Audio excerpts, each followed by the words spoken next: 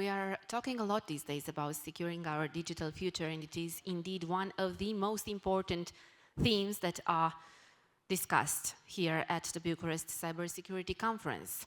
And this is what our next keynote speaker will talk about. Securing the digital future, the role of EU cybersecurity certifications in building trust and resilience. So I would like to welcome onto the stage Mr. Andreas MITRAKAS, Head of Unit Market Certification and Standardization, the European Union Agency for Cybersecurity. Thank you very much. The floor is all yours. Thank you.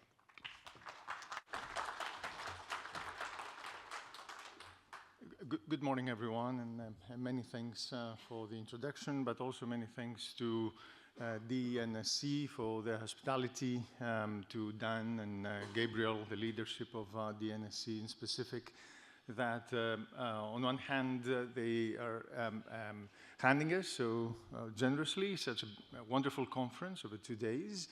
And they have also accepted to co-host the ENISA conference, the ENISA and ECCC conference tomorrow that follows on the 2-day Bucharest Cybersecurity Conference.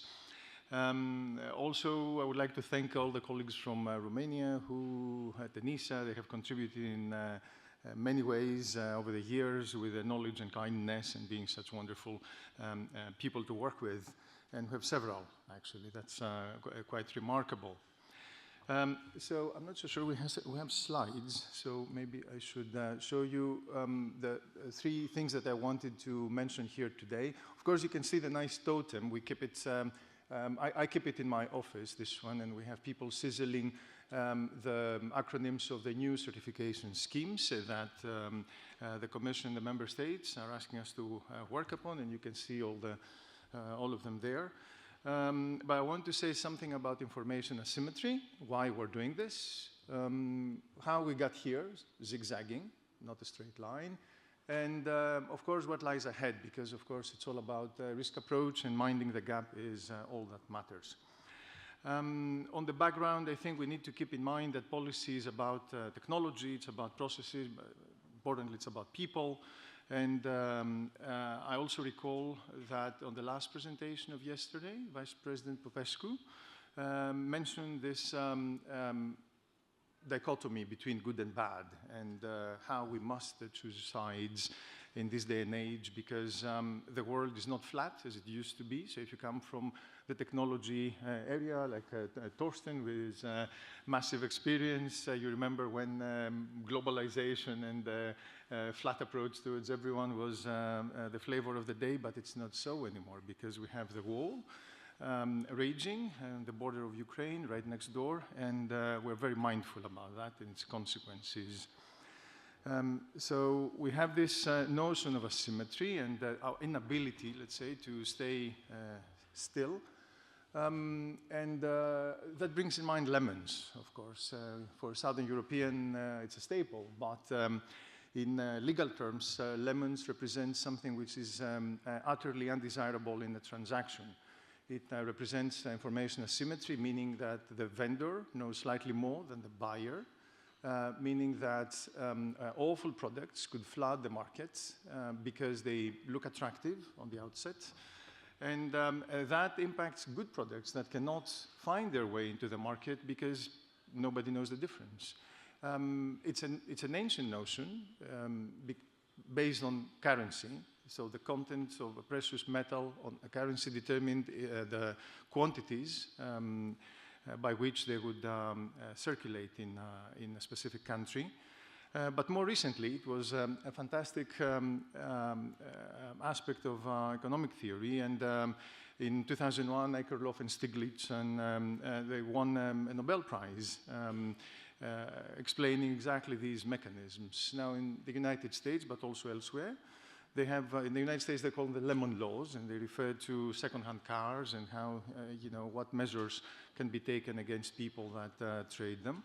In the EU, we had, instead of moving into the civil liability area as such, conformity assessment and quality assessment were preferred. And we had the evolution, the proliferation of the safety requirements on standardization, the new approach, as it was called, starting from the 80s, and how it impacted the internal market. And more recently, cybersecurity came right into the middle of it.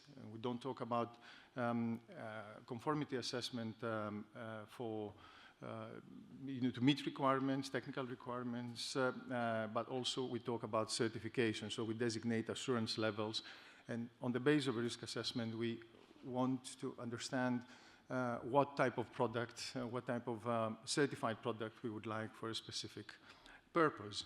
So that's the simple explanation of where we're coming from. And this is a simple drawing with the zigzagging all the way, as I mentioned it. And you can hear the Christmas bells on the background. So I'll just point to some of those acronyms just to help you see our fate and situation at ENISA. I think the starting point, of course, is the common criteria scheme. Why? Because it was not just the grandfather, but it's like, you know, the dinosaurs age of certification. It started in the 80s in certain parts of the world. Since the very early 90s, certain member states collaborated very strongly. And now we have a scheme since January this year. And that, of course, somebody might say, but you've been working on certification since 2019, and is this all that you can show? The answer is no, because we can show everything else that you see on the picture. And you see how all this effort has proliferated and impacted different areas, including, for instance, the digital wallet, which is one of the latest accomplishments, and now the 5G area, because we have products there, and they would be certifying to a certain extent according to EUCC, particularly if they have to serve the purpose of the wallet. So we have the dematerialized SIM cards, that's the EUICC acronym that you see there, that will be used in identification on 5G networks for users. We have cryptography. I recall Bart Prenale's wonderful presentation yesterday, picking on the European Union about the pace of things on post-quantum. But I just recall that on cryptography, the member states are leading the pack. And indeed, more coordination is needed and soon. And we contribute to that direction from the side of ENISA.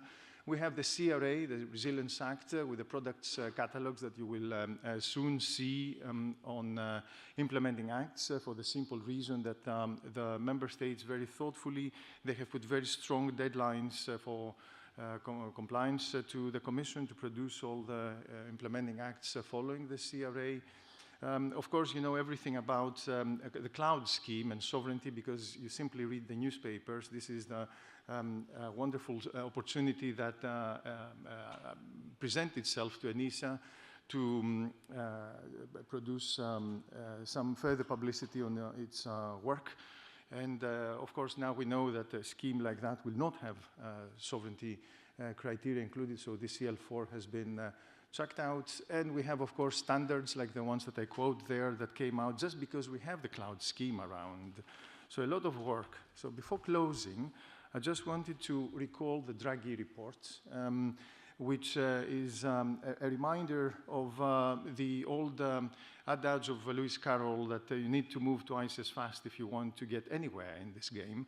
And essentially, we really need to speed up in areas that were not particularly strong. So maybe we need to set aside there's references to the cloud situation. So maybe we need to set aside the areas that were not particularly strong in the EU and simply focus on areas like, for instance, edge computing that has an impact on 5G, and there a lot could be done.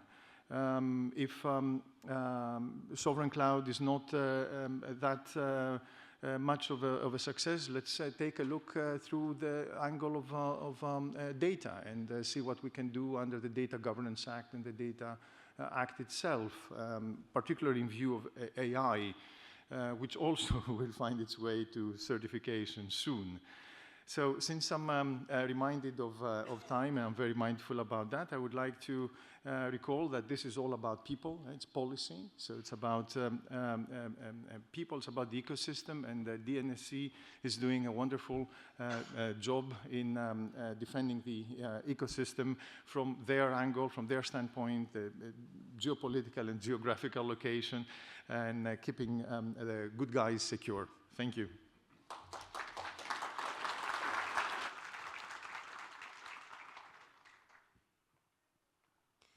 Thank you very much.